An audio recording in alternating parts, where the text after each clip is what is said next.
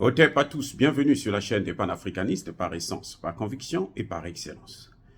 Celle des citoyens qui émitent par nécessité et obligation de combat. Nous sommes une chaîne qui n'est guidée que par nos ancêtres et rien que par les ancêtres qui appartiennent à l'égrégore du monde noir. Par conséquent, nous ne croyons en aucun Dieu venu de l'étranger. Toutefois, cette vidéo n'est aucunement destinée à inciter à la haine ou à la violence, car nous menons un combat qui est d'abord et avant tout spirituel, intellectuel et démocratique. Ensuite, il est politique, géopolitique et géostratégique. Contre l'impérialisme, le colonialisme, le néocolonialisme et l'endocolonat, qui sont tous qualifiés de crimes contre l'humanité. Nous menons ce combat sur la base du principe fondamental que nous avons hérité de nos ancêtres kémites, qui est celui de la Mahat, c'est-à-dire solidarité, vérité et justice. Vous êtes donc en droit de connaître la vérité et nous avons l'obligation de vous dire la vérité, rien que la vérité, afin que justice soit rendue au continent africain. Et ça, c'est notre modeste contribution dans cette noble lutte en faveur de la souveraineté, la dignité, la solidarité et l'unité africaine. C'est exactement ça que nous appelons le panafricanisme. Bien-aimés frères et sœurs, à quoi jouent le Maroc, l'Algérie, la France et les États-Unis? Qu'est-ce qu'ils veulent du Sahel? Que veulent-ils? Qu'est-ce qu'ils cherchent? En fin de compte, il n'y a pas que l'Algérie qui était impliquée dans le terrorisme au Maroc, et plutôt dans le Sahel, notamment au Mali. Il n'y a pas que l'Algérie. Il y a aussi le Maroc. L'homme, un des terroristes qui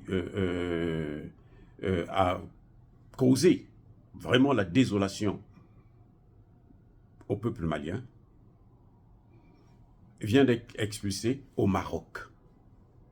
Depuis tout ce temps que le Mali était déstabilisé, pendant 10 ans, le Maroc était sa terre de prédilection. Depuis le Maroc, il pouvait rentrer et sortir et faire. Et le Maroc, comme il n'a pas de frontière avec le Mali, on ne pouvait pas les soupçonner. Mais au fond, ils étaient là. Et maintenant, c'est maintenant que le Maroc commence à expulser des terroristes parce qu'ils ont perdu Kidal. Puisque c'était eux qui régnaient dans Kidal. Entre-temps, l'Algérie les reçoit. Parce que l'Algérie veut relancer le processus. Maintenant, que fait l'Algérie? L'Algérie crée la crise, installe plutôt une crise entre elle et le Mali, et elle va elle va renforcer les liens avec le Niger pour diviser, pour mieux régner. Entre-temps, le Maroc dit, vous tous venez avec moi, quittez l'Algérie, moi je vais m'occuper de vous. Donc, et le Maroc et l'Algérie, les deux, sont au cœur de la déstabilisation du Sahel. C'est triste à dire, mais c'est la réalité. Le Maroc le fait maintenant parce qu'il voit que l'Algérie est en train de perdre son influence dans la zone, avec la montée en puissance de l'armée malienne et la volonté des pays du Sahel d'obtenir leur souveraineté.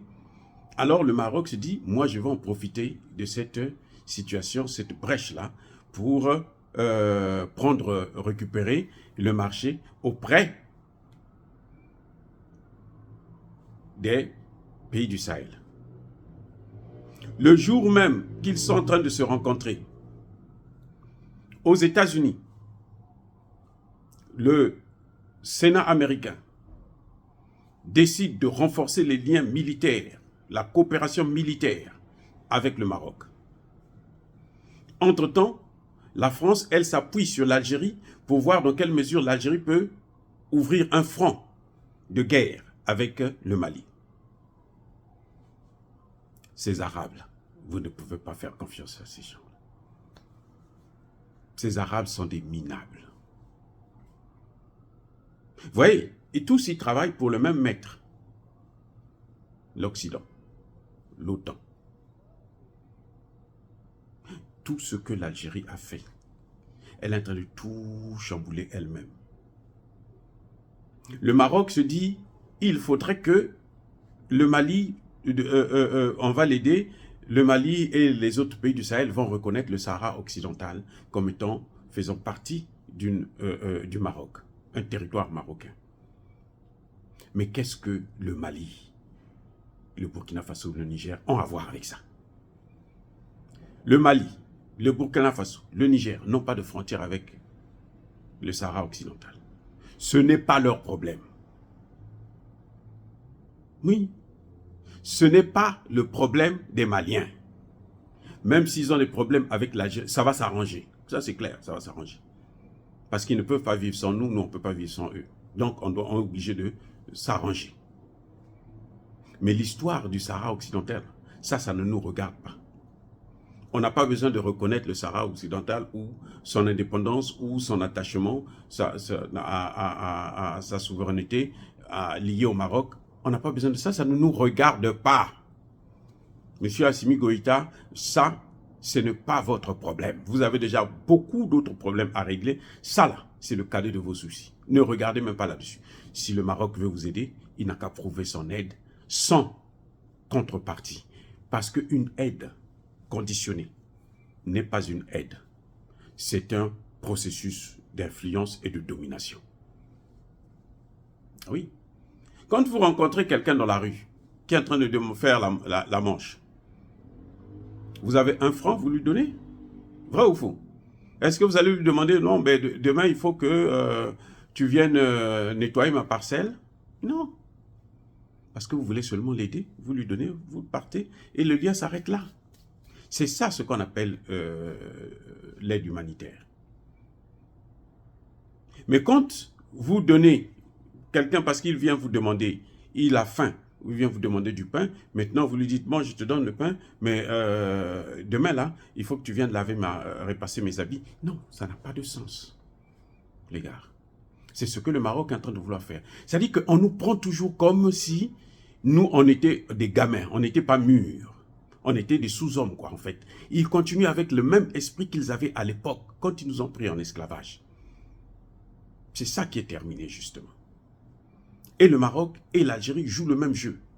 Et quand il y a les Occidentaux qui sont là, parce qu'ils sont tous de peau claire, ils se disent qu'ils s'entendent pour détruire les sous-hommes. Parce que ces sous-hommes n'ont pas le droit d'avoir une souveraineté. Tout ce que vous voyez là, c'est seulement pour nous empêcher à accéder à notre souveraineté.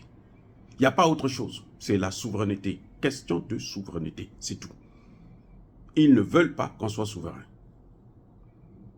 L'Algérie s'était dit que le pétrole qui se trouve à la frontière avec le Mali, c'est pour elle. La Mauritanie, pareil. En Mauritanie, là déjà, il y a plus de 80% de la population est noire. Mais ils n'accèdent jamais au pouvoir. C'est quoi? C'est pas le racisme? Qu'est-ce qu'on appelle racisme? C'est ça le racisme. Où on s'arrange, on dit que c'est la démocratie, mais la majorité n'a jamais gagné le pouvoir. C'est seulement la minorité qui gagne le pouvoir. Il y a un problème, les gars. Il y a un grand problème. Et nous, les Africains, notre problème, c'est la division. On le voit, l'Algérie veut maintenant se rapprocher du Niger. Donc, diviser pour mieux régner. Elle est contre le Mali, mais elle veut être bien avec le Niger. Comme ça, elle va créer une fracture et puis elle va se mettre au milieu. Parce qu'ils ont toujours l'impression que les Africains, là, eux, c'est des gens qui ne peuvent pas s'entendre. C'est des gens qui ne valent pas grand-chose. Ce sont des sous-hommes, on peut les manipuler comme on veut. Mais c'est fini ça. C'est fini ça. Avec le Sahel, c'est fini. Ils n'ont qu'à faire ça au Congo démocratique, où on voit aujourd'hui que les hommes politiques et l'Église se mettent ensemble pour attaquer le président qui a gagné les élections, afin que le pays puisse s'enflammer. Et quand le pays va s'enflammer, c'est le pape qui va quitter là-bas pour venir donner des leçons, pour venir dire la paix. On va amener donc une mission des Nations Unies qui est là depuis 24 ans. D'ailleurs, elle ne va pas partir. C'est ça qu'il cherche. Non. Le Maroc et l'Algérie se trompent d'époque. Nous sommes à l'ère du Verseau. Et cette ère-là n'autorise pas ni à Assimi Goïta, ni à Ibrahim Traoré, ni à Abdourahmane Tchani de commettre l'erreur de ne pas avancer sur la monnaie africaine commune. L'Afrique, comme je l'ai dit dernièrement, est actuellement sur 3 piliers qui sont Tiani, Goïta et Traoré. Ce sont les 3 piliers qui tiennent actuellement l'Afrique. Si ces 3 piliers se cassent, ou si l'un de ces piliers se casse, l'Afrique va chuter. Et cette chute sera très très grave pour la jeunesse africaine, pour nos générations futures. Donc, nous avons l'obligation, nous Africains, de les soutenir, de les pousser à l'action. Et c'est à eux de comprendre qu'il faut qu'ils aillent vite. Au moins, même si on ne crée pas la monnaie maintenant, on peut au moins déclarer que bon, nous avons une monnaie. On peut donner un nom provisoire, le Sahel, par exemple, comme beaucoup le disent. Au moins cette déclaration-là, ça fera qu'il y aura moins de pression sur eux concernant la création de l'État du Sahel. Croyez-moi.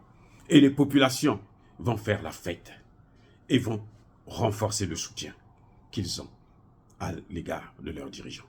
Dire cela, c'est inciter à la haine ou à la violence, non.